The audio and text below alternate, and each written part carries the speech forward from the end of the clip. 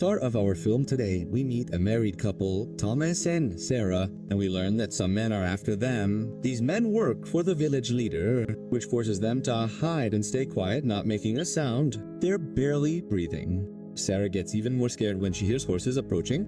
Then she hears a very loud bang, like the door's about to break. She's afraid to look at Thomas and asks him, in a whisper, what they should do now. Thomas grabs an axe to defend himself. But when the men finally break in, they hit him with the butt of a rifle, knocking him out. Sarah starts screaming in terror. Then they drag Thomas away, injured, and he sees his wife being taken to a faraway place. She's forced to go to the village leader. This is the first story we see in the valley, where everyone lives in fear. 20 years later, the story takes us to a completely different time, and we meet a man named Grader, who works as a photographer and travels long distances over the mountain. He's looking for natural landscapes that look good, so he can take nice pictures. As he walks, he comes across a remote village near the mountains. So he arrives with 2 horses and decides to stay here for a while and photograph the surrounding nature. But the moment he enters the village, he finds the villagers staring at him very strangely, because no stranger has entered here in the last 20 years. Before going further into the village, Grader stops when he finds 6 men blocking his way, and we learn that these men are the sons of the village leader, Franz, Nicola, Otto, Jacob, Victor, and Rudolph. And they immediately tell him that his presence here is unwanted. They're telling him to leave now, but Grader stays calm and gets off his horse. He throws a bag of gold coins to Franz, hoping it'll make him agree to let him stay in the village at least until winter's over. Money doesn't always solve problems, but this time it softens them a bit. But first they ask him to take a picture of Nicholas. Then all the villagers gather around, curious to know more about this camera. They've never seen anything like it before. As soon as they take the picture and see the result, their doubts start to fade. Finally, they allow Grader to spend the winter with them. They tell him to live in the house of a widow who lives with her daughter Lucy. Neither of them dares to refuse this decision because they know very well the consequences of defying the chief's sons. After Grader puts his things away, he goes to the stable and secretly hides a rifle there, hoping no one will notice. That day, he sits down to eat with Lucy and her mother. He learns from them that the 6 armed men he met are the sons of Briner, the village chief, who is known for being savage and controlling everything that happens in the village. At night, Grader sits alone in his room, staring at a necklace with someone's picture in it. From his expressions, we notice that the person in the picture's dead, and he still can't get over it. But his thoughts are interrupted by a noise coming from the stable. When he goes to see what's going on, he finds Lucy talking to Lucas, her lover. From what he hears, he learns that they are discussing a plan for their wedding, which seems almost impossible due to the strict laws of the village. You can see in their faces their relationship is strained by forces they can't control. The next morning, Grader finds Lucy and her mother busy in the kitchen preparing food. They're also tending to the horses. He feels uneasy, knowing he's done nothing but eat and rest since arriving. He wants to help the mother and daughter. He offers to chop firewood and help however he can. After that, Lucy suggests they walk together in the village and buy things from Greta's shop.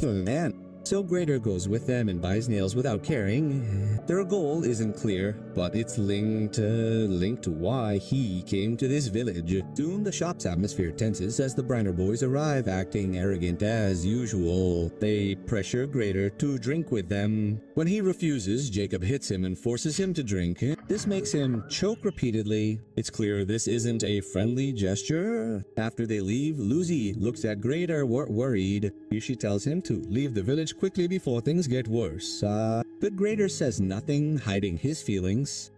Days pass and Grader keeps photographing the valleys and mountains. He acts like the Briner boys' threats never happened. Since the incident at the shop, his behavior has changed. He's calmer, colder, and more withdrawn. He focuses on the wood standing in the village center, its meaning known only to him. That day, Grader goes to a nearby hill. He notices the priest standing in the distance in front of the church. The sight makes him freeze. He remembers memories he could never forget. When he gets home, he finds Lucy and her mom getting ready. Lucy and Lucas's wedding. Lucy asks Grader to film her wedding day. He immediately agrees. He's very grateful for their kindness. The next day, it starts to snow. Grader keeps his promise. He films Lucy and Lucas before their wedding. The snow starts to fall then. The moment is very quiet, but Grader's face says his mind is elsewhere. Elsewhere, Briner's sons take some others from the village. They start cutting down trees. They stack the wood for the horses to pull. At first, everything goes well, but after a while, the wood stops coming down. Franz and his brothers are surprised. When Otto decides to go up to see what's wrong, the others wait below. So then they see the wood coming down normally, one log after another. They think the problem is solved. Then they see the last log coming down fast. With Otto's body, everyone is silent. No one says a word. Otto lies still in the snow. They realize he's dead. That night, Breiner's sons take Otto's body back to the village. Soon after, Breiner arrives himself. He looks at his son's body. He doesn't say a word. He just gives orders. He tells them to take the body home. Among the villagers gathered there, Lucy notices Grida standing far away. And she's thinking strange thoughts, wondering if Grider had anything to do with Otto's death.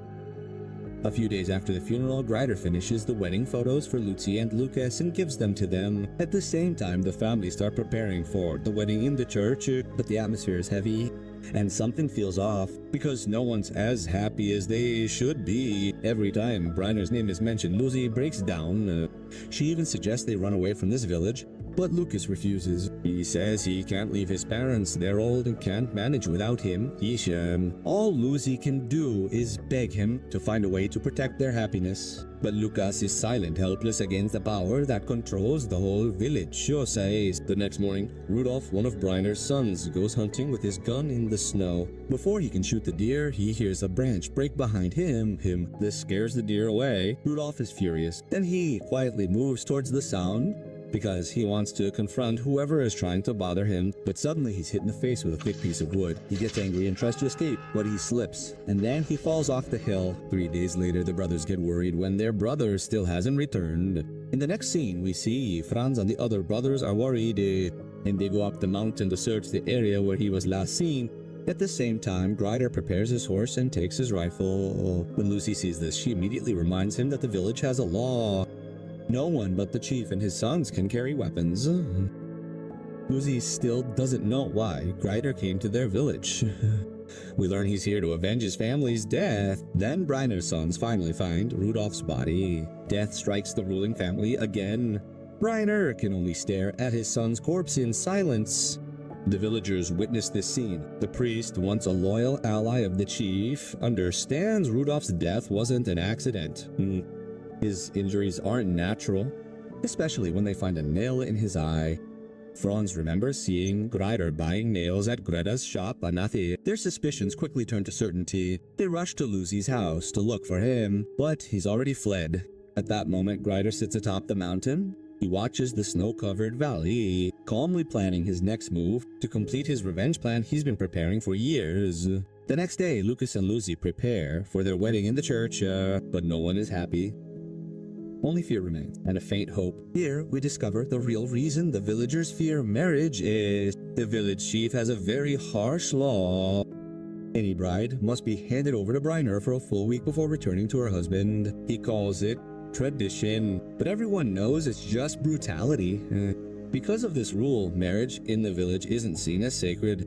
Instead, it's seen as a punishment. Anyone who dares refuse is killed without mercy. When the ceremony starts, the priest chants rituals, uncomfortably twisting the words. It means the sacrifice is key, proof of devotion and faith. After the rites end, Grider calmly enters the church. He approaches the priest and says he wants to confess his sins. And quietly, Grider admits he killed 2 of Briner's sons. This confession shakes the priest. His face pales. His fear and curiosity take hold of him. Then we learn the truth when Grider shows us a picture of his dead mother.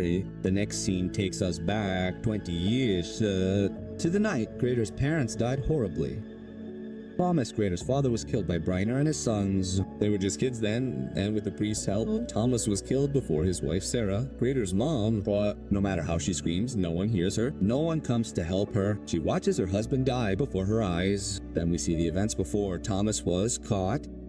After Sarah and Thomas married, Sarah was forced to go to Briner. A life of suffering began, but Thomas couldn't take it, so he took Sarah and ran away. They hid at Greta's house. At first, Greta helped them. She told them to hide in her house, but then when Briner bribed her, she told him where they were and betrayed them. Thomas is arrested. He's killed in front of Sarah and everyone. As a warning, this is the fate of anyone who dares resist. That night, Sarah manages to escape. She swears she'll avenge her husband's death. Briner, enraged, sets Sarah's house and family ablaze. Thomas's corpse hangs on the wood until the crows devour it. After hearing the confession, the priest finally realizes Greater is Sarah and Thomas's son. And for 20 years, he's wanted revenge. And now the time is right. Then Greater doesn't hesitate and kills the priest in the confessional, finishing him off. Then we return to the present, and we see Lucy and Lucas's wedding celebration. Although the wedding seems like a celebration, everyone looks scared. When Jacob comes to take Lucy to dance, she is forced to dance with all of Briner's sons, one after the other. Finally, Lucas snaps and tries to stop them.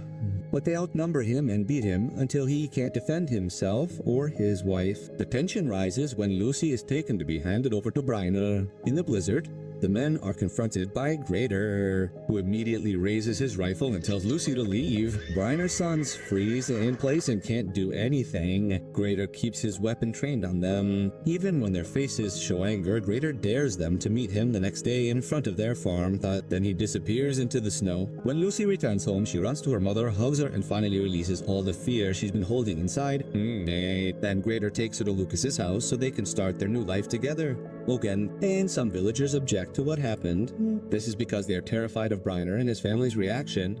They know Brainer's rage will have huge costs, but Greater stays calm, reassures the families, the village. He vows from now on he'll deal with Brainer and his sons. He promises to end the brutality the village has suffered for years. He swears he'll wipe out Brainer and his whole line. Then Greater goes to Greta's house. When he gets there, he throws her a bag of money. He forces her to swallow the coins one by one. He tells her clearly she took money to end lives of. Now she must face the consequences of her betrayal. He makes her eat all the money as punishment for what she did. Soon after, Brainer's sons grab their weapons, mount their horses. They ride into the woods to where Greater's hiding. We see Greater sleeping in a wooden shack.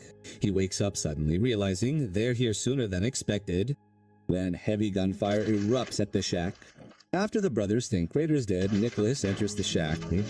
But Greater appears from a hidden place underground. He shoots him, killing him instantly. Then Franz, Victor, and Jacob panic and run to hide among the trees. But Jacob doesn't get far. He's hit by a bullet.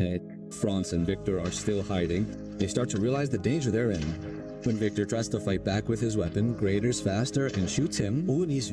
Franz tries to drag Victor's body. He reloads his gun, hoping he still has a chance. But what no one notices is that Greater has moved. Suddenly, they're shot from a different direction and killed.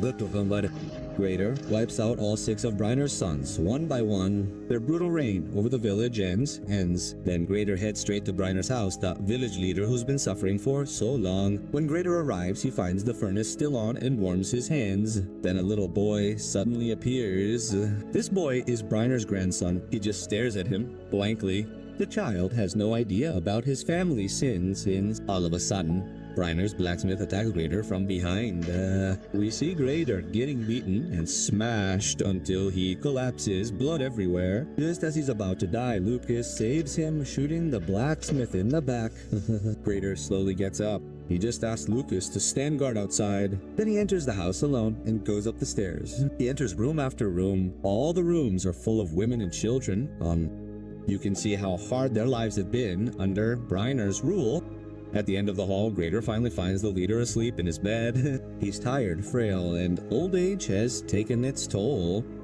When Briner sees Sarah's picture on Greater's necklace, his eyes widen in shock. He realizes the man standing before him is Sarah and Thomas's son, the people he destroyed long ago. Trembling, he asks what happened to his sons. Greater simply tells him they're all dead. Then Greater pulls a gun and kills Briner. The bullet ends Briner's life as he sleeps in his bed. Greater then takes the necklace with his mother's picture. Then he goes out to meet Lucas. When he returns to Lucy's house, she and her mother care for him. Greater stays in bed, sick for 3 weeks until he slowly recovers. When spring finally arrives, he decides to leave the village. The villagers bid him farewell, deeply moved, because for them, Greater is no longer a stranger. He's the one who saved them from their tragedy and suffering under the cruel regime. His revenge wasn't just for his family, Sarah and Thomas. It was also for all the people who lived their lives under oppression. So the moral of this story is never bully quiet photographers. I'm telling you. And don't invent evil customs and traditions. And never underestimate someone who buys nails so calmly. And that's the end of our story for today. Wait for me in new videos and summaries.